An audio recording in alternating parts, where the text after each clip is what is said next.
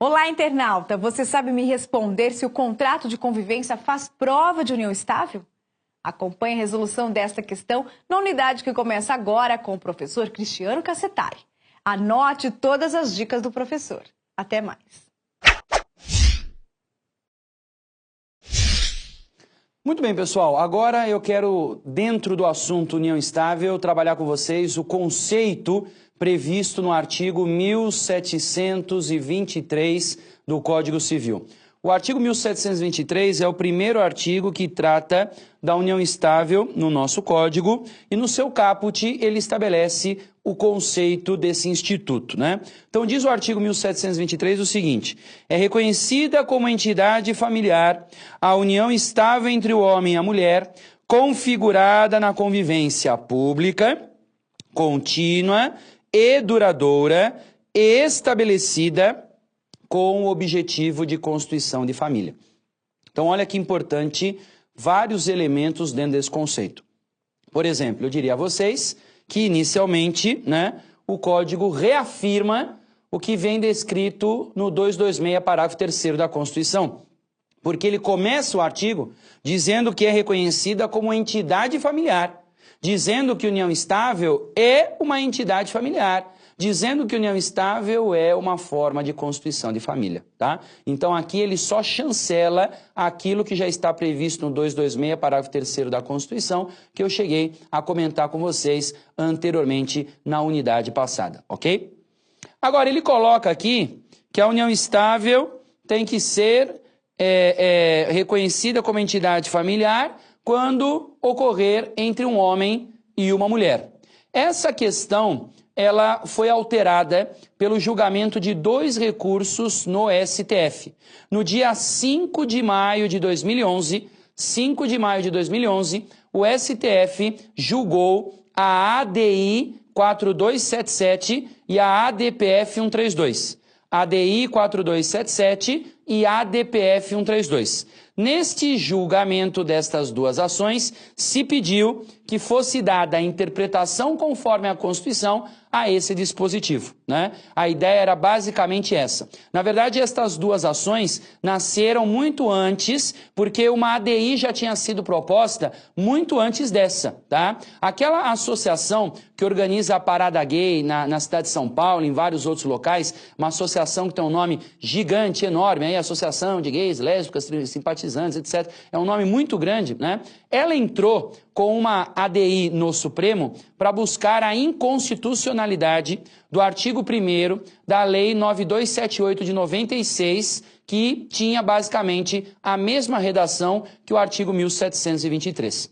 O ministro Celso de Mello, que foi nomeado relator dessa ação, ao proferir o seu voto, ele teve que dizer o seguinte: não dá para o Supremo se manifestar sobre a inconstitucionalidade de uma lei revogada.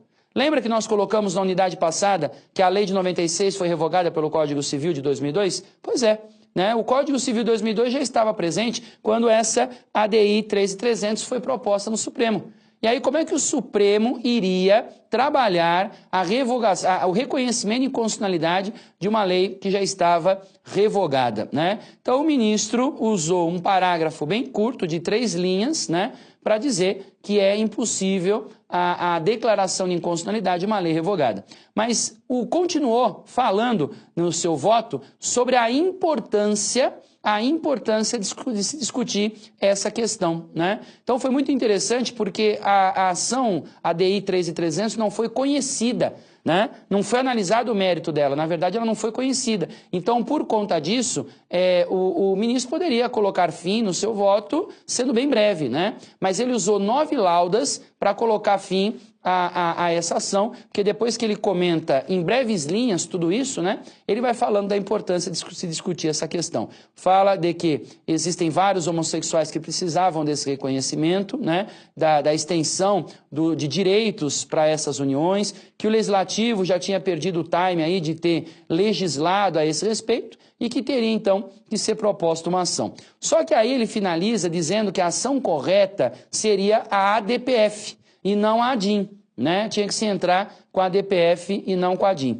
E aí se estabeleceu entre os constitucionalistas uma discussão. E agora? Entra com a DPF, entra com a ADIM, com que tipo de ação que vai entrar, né? E aí, para não ter discussão, entraram logo com as duas. Já entraram logo com as duas para meio que falar para o Supremo, ó, decide aí qual das duas que você quer, que as duas estão aqui tratando do mesmo assunto, né? E foi bom porque ao começar o julgamento dessas ações, o presidente do Supremo, ministro César Peluso, à época, né, ele converte a DPF em ADIM. Tá? Então, olha que importante, né? Eu acho que a tática utilizada de colocar as duas já foi muito bem utilizada, haja vista que o problema processual poderia gerar um problema de impedir aí um obstáculo, né, que impedisse a análise do mérito dessa questão, tá bom?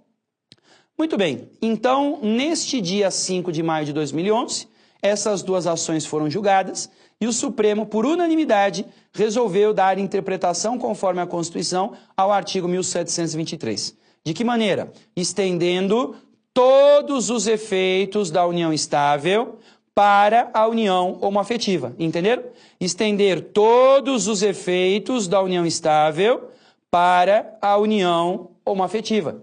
Então, na verdade, pessoal, tudo aquilo que vale para a união estável aplica-se à união homoafetiva depois disso, entendeu? Tá? E isto, segundo o Supremo, tem efeito vinculante. O controle de constitucionalidade feito em ADIM, né, tem efeito vinculante, tem efeito erga omnes, que foi, inclusive, referendado várias vezes no julgamento pelo Supremo, né? O Supremo várias vezes lembrando sobre o efeito vinculante daquela decisão. E mesmo eles ressaltando, lembrando, frisando o efeito vinculante disso, né?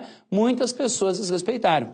Teve um juiz corregedor dos cartórios da cidade de Goiânia, né, que acabou, vamos dizer assim, que caçando, né, foi o termo que a mídia usou, uma escritura pública de união homoafetiva feita por um tabelião de notas da cidade de Goiás, né? E aí a mídia vinculou. Juiz corregedor caça a escritura celebrada em cartório por homossexuais, mesmo após o julgamento do STF, né? E como o julgamento teve efeito vinculante, todo mundo tinha que respeitar. Todo mundo tinha que observar aquela regra, né? A questão hoje da união homoafetiva virou discussão filosófica. Sei que você em casa dizer eu concordo, não concordo, tá certo, tá errado, né? Você tem todo o direito de fazer. Mas com relação à vida prática, tem que aplicar porque é uma determinação do Supremo com efeito vinculante. Perceberam? Então não tem o que fazer, né? Então foi engraçado porque de manhã veio essa manchete, né? Juiz caça escritura lavrada em tabelionato de notas depois do julgamento da ADIM. E aí, logo na sequência, assim, tipo uma hora depois, né? Já vem outra notícia dizendo tribunal descaça o que o juiz caçou, né? Meio que já puxando a orelha dele, dizendo, olha, há efeito vinculante nessa decisão, não pode deixar de ser respeitada, não pode deixar de ser observado o que o Supremo acabou decidindo, tá bom? Agora, algumas pessoas me perguntam, mas por que não ter uma súmula vinculante, professor? Não teria que ter uma súmula vinculante aí? Então, lembrando que você já estudou em direito constitucional, a súmula vinculante, ela só nasce quando o Supremo faz um controle numa ação específica para uma determinada pessoa, né? Então, quando o Supremo faz um controle de constitucionalidade numa ação específica para uma determinada pessoa e quer estender aquilo para toda a sociedade, ele edita uma súmula vinculante. Mas no controle de constitucionalidade feito em sede de ADIM, não há essa necessidade, porque o próprio julgamento da ADIM já tem o efeito vinculante. Então, este efeito vinculante é como se fosse uma súmula vinculante. É isso que eu queria que você tivesse em mente, tá? Ele equivale a uma súmula vinculante. Ele tem que ser interpretado como se fosse uma súmula vinculante, ok? Bom, e depois desse problema lá no estado de Goiás, né, lá em Goiânia, o presidente do Supremo resolve mandar um ofício para todos os presidentes de tribunais de justiça relembrando sobre o julgamento dessa ADIM, né? O ministro César Peluso assina um ofício com um texto bem curtinho, dizendo, olha, eu gostaria de lembrá-lo que no dia 5 de maio de 2011, o Supremo decidiu na DIN 4277, a DPF 132, que se estende todos os efeitos da união estável para a união homoafetiva e isto tem efeito vinculante, né? Sem mais, assinado, acabou, meio que um tapa com luva de pelica para dizer, olha, não se esqueça, né? Não se esqueça que tem súmula vinculante e que todo mundo está vinculado a cumprir esta decisão, tá? E depois disso, tudo então que se tem para a união estável se aplica também para a união homoafetiva. Então, basicamente, o que eu vou falar hoje? Eu vou até fazer alguns comentários pontuais em alguns momentos aí das nossas aulas, né, sobre união homoafetiva, mas eu acho que se tornou desnecessário ficar falando, agora eu vou te dar uma aula só sobre união homoafetiva. Não. Por quê? Porque a gente fala sobre a união estável. E aí, falando sobre a união estável, nós vamos dizer o seguinte, olha, então, entendido tudo que vale para a união estável, aplica a mesma coisa, ipsis literis, para a união homoafetiva. Eu acho que é até mais fácil para você estudar, né? Até mais tranquilo para você estudar, para você não ficar preocupado em achar que existem normas específicas e diferentes para essa outra modalidade de união, que é a união homoafetiva, né? Infelizmente não veio norma. O ministro César Peluso, no final do julgamento, fez até um apelo ao Congresso Nacional para que fizesse uma norma que regulamentasse, que trouxesse um norte, um horizonte para esse tipo de união. Mas, infelizmente, isto não foi feito, né? Então, por conta disso, o marco importante da união homoafetiva são essas duas ações que eu acabei de citar para vocês. A ADI 4277 e também a ADPF 132. Tá bom? Muito bem. Uma coisa importante de nós trabalharmos aqui é que o artigo 1723 do Código Civil, no parágrafo 2º, diz que não se aplicam à união estável as causas suspensivas do casamento, ou seja, as causas suspensivas do casamento não são obstáculo, não são óbice para a caracterização da união estável, tá? Então é plenamente possível se concretizar uma união estável, mesmo existindo causa suspensiva. Ela não é óbice para a união estável, ela é óbice, na verdade, para o casamento no que tange a escolha do regime de bens. Porque a causa suspensiva não impede a celebração do casamento, né? Mas ela impede a escolha do regime de bens porque a pessoa obrigatoriamente acaba caindo no regime de separação, né? Então, causa suspensiva não impede o casamento e também não impede a união estável.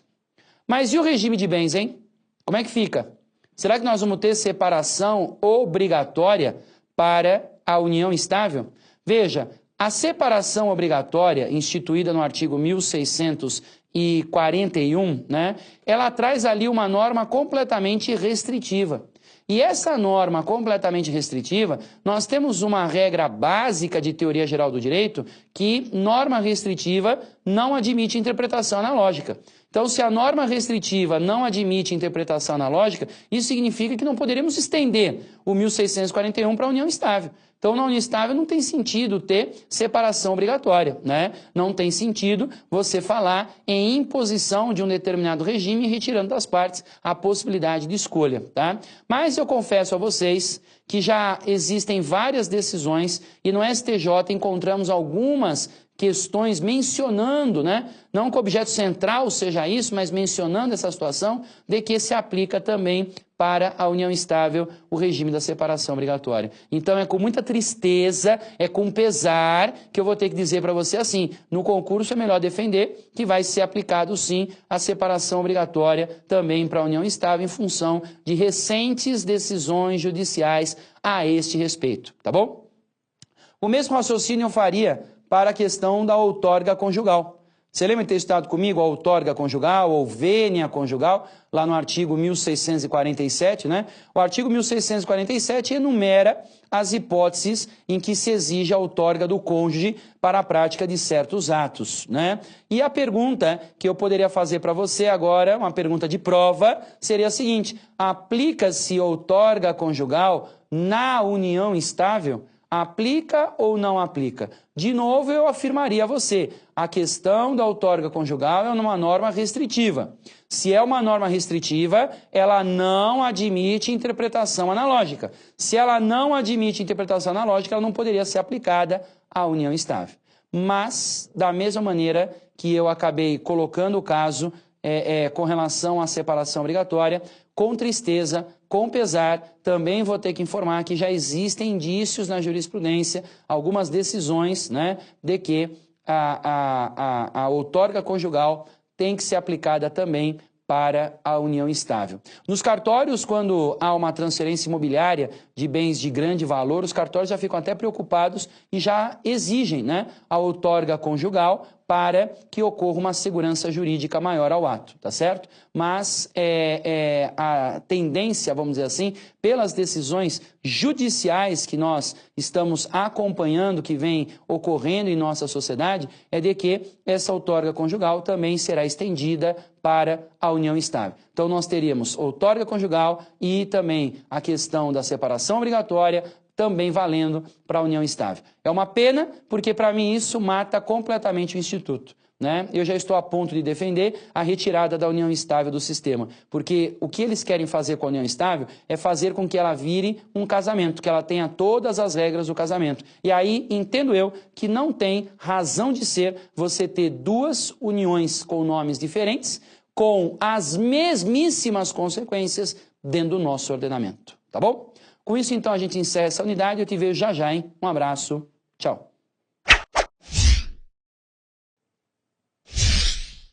Aproveite o conteúdo exposto na aula para aprimorar seu aprendizado. E não deixe de rever o conteúdo estudado. Isso é importante para a fixação da matéria. Até logo!